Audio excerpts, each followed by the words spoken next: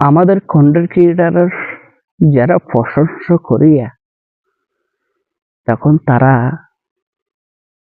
এমন কিছু অভিজ্ঞতা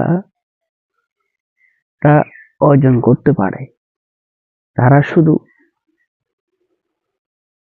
হার মেনে না, তারা শুধু জিতে যায়।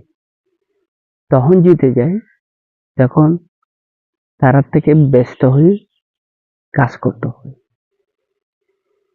মানুষ সুযোগের জন্য, সুবিধার জন্য কাজ করে, কিন্তু সেই সুযোগটা যদি হাতছাড়া করে তারা কখনো সফলতা পায়নি। এটা একটু মাথায় রাখি। মানুষকে সাথে কিভাবে সম্পর্ক বজায় রাখবেন, সম্পর্ক বজায় রাখবেন যেন মানুষ আপনাকে গুরুত্ব দেয়, এই ধরনের বিষয় আপনারা থেকে তুলে ধরতে হবে।